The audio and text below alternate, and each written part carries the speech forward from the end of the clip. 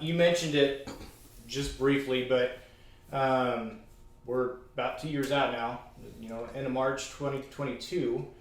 Talk about as you were getting ramped up, ready to go, and then March of 2020 hits. What was that like for you guys? Nerve-wracking. You can laugh about it now.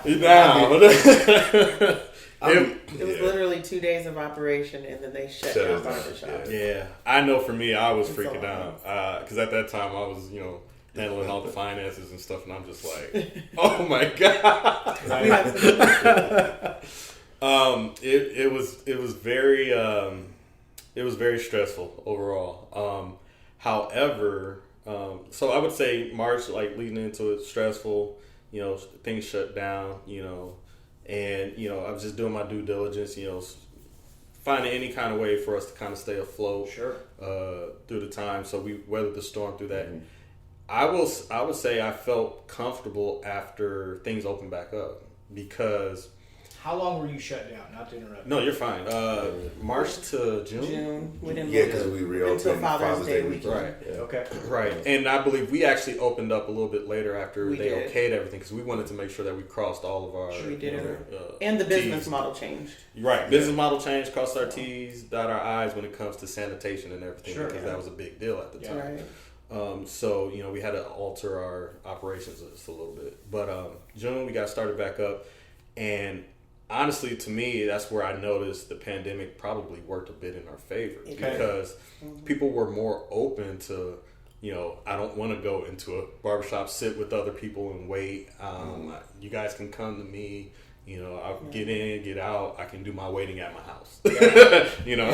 Literally. Because you've got, for those that can't see, but so we're in the mobile. Yes. You've got you can open the back door there. Exactly. You've got the side door here that you can open. Fresh air coming in. 28-foot trailer. Yeah. Enter one way, Room. exit another. Exit another. Yep. It was perfect. Wheelchair accessible, so anybody and everybody can get on. Would you schedule one at a time when you first opened back up, or would you have? We had enough space for. We had enough distance between the chairs. Okay. Yeah. So we would schedule multiples. We would just set chairs outside if people needed to wait. Because sometimes you might have children or something. Sure. That parents are with them. But being in neighborhoods and being People where right families, at home. Yeah. a lot of times it would be a Play in the situation park. where you have a family inside, one in that chair, one in this chair. Exactly. So it kind of naturally allowed us to adjust to the situation. Yeah. So, Right. Yeah.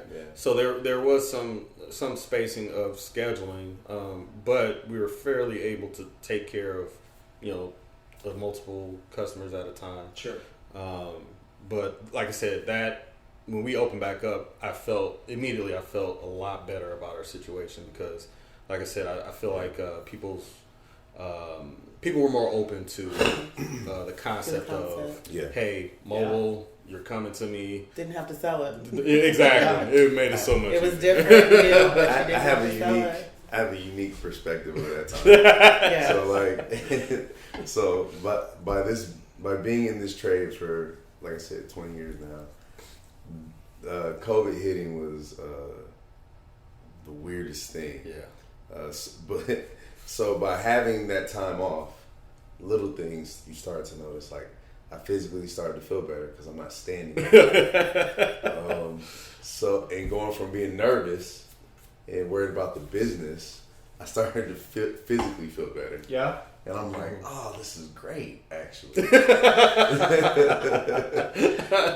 And then, like Nelson said, you start realizing the advantages we had because of COVID. People not wanting to be in confined spaces. Sure.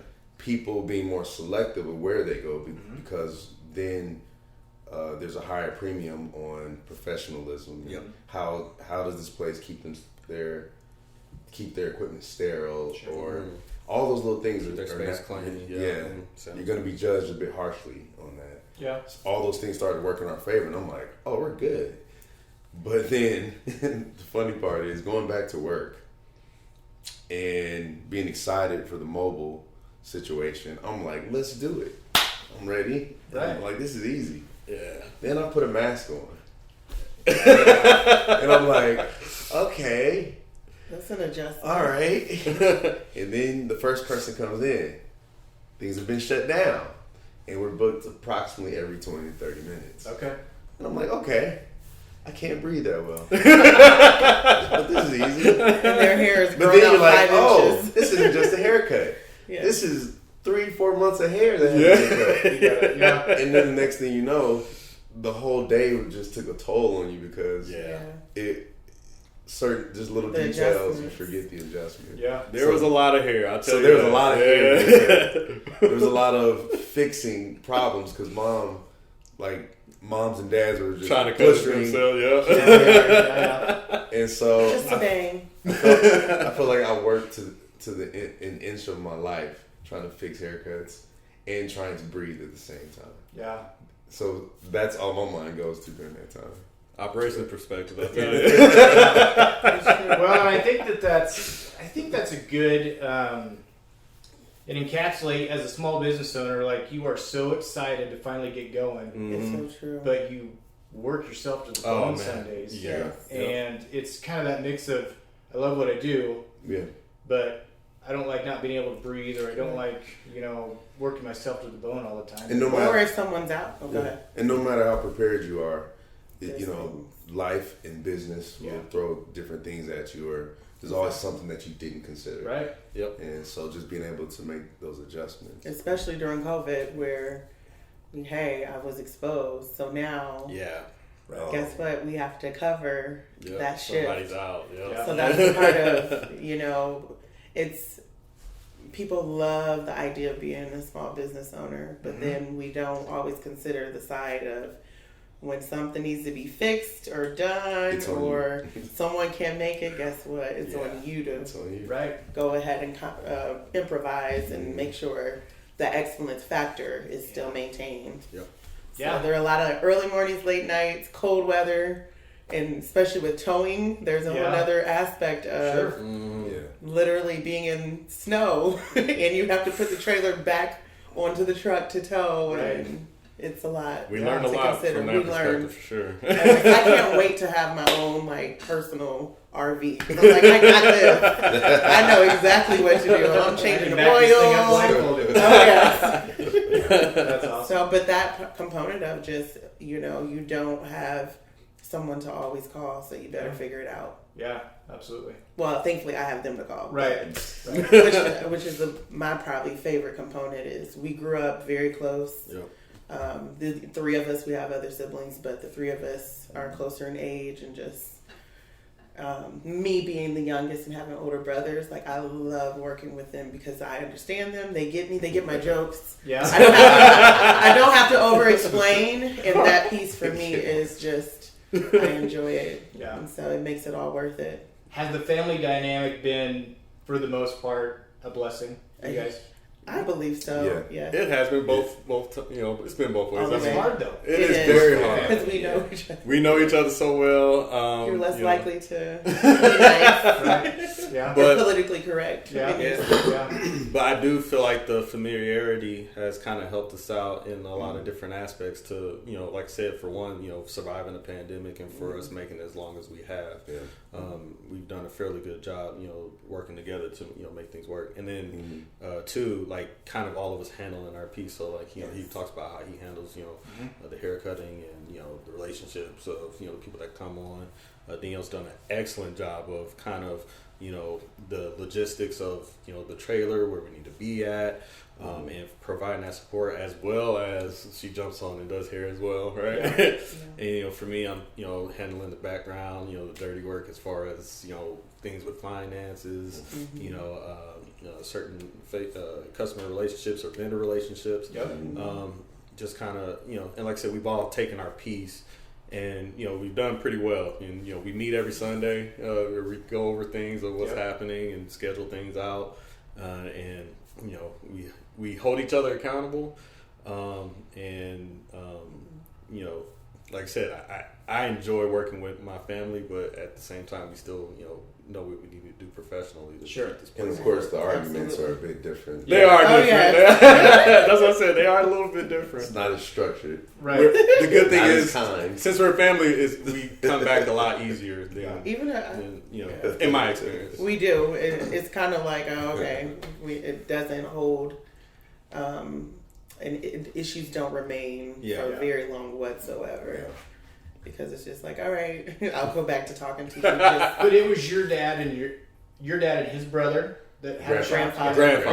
Okay. So you kind of already knew the family dynamic and how that could be. Exactly. Exactly. Actually, it's funny because I look at these two, and my grandfather and his brother kind of operate the same way. And someone was telling me how my grandpa, he actually just stopped cutting. He turned 90. He stopped cutting during because of the pandemic. Okay. So he was barbering. Not by his own choice either. No, if it was up to him, he would have. No. But it's interesting to watch how one is in operations and still they come together with the mastermind. But then my uncle, great uncle, was the one who kind of, and so someone told me he was the mastermind, which I'll kind of equate. But they're both, once you get them together and watching the wheels turn, it's kind of amazing, which I think of, one of your questions was, what would you have done maybe differently? I've heard the conversation maybe since 2017, 16, and I'm like, I've always had the interest, but just kind of listened, and then I jumped on board once they did the dirty you know. And so I think in hindsight, though, I would have wanted to be more a part of the beginning stages. But that we've been around it because of our grandfather, and he got us every Monday after school, so we were in the barbershops. I mean, we literally watched a lot of the conversations and the operations and how things moved in a very personal way, thankfully. Did you lean on them for advice when you were starting this? So my grandfather, not as much, more so we just kind of kept him abreast of what was going on. Like I said, he's a lot older. What did he think? He loved it. When we first operated, he came out and got his hair cut, and he was just in awe, him and our grandmother. So, I mean, like I said, he loved it. That's awesome. Where we have a lot of our advice came from our uncle, actually. Uncle David Newsom, he's opened multiple shops all over the greater Omaha area. And he's been in the hair care industry for, decades. A bivvy experience. He's, sat on, the salon boards and stuff like that. Excuse me, cosmetology board. So for him, he was an integral piece and that we used a lot to, pick his brain a little bit. Still not done. I got more meetings up with him as we get ready to open our brick and mortar shop as well. But again, like with our family legacy, I felt like we really have endless opportunity to get advice from our family anyhow when it comes to all the things that we need to do.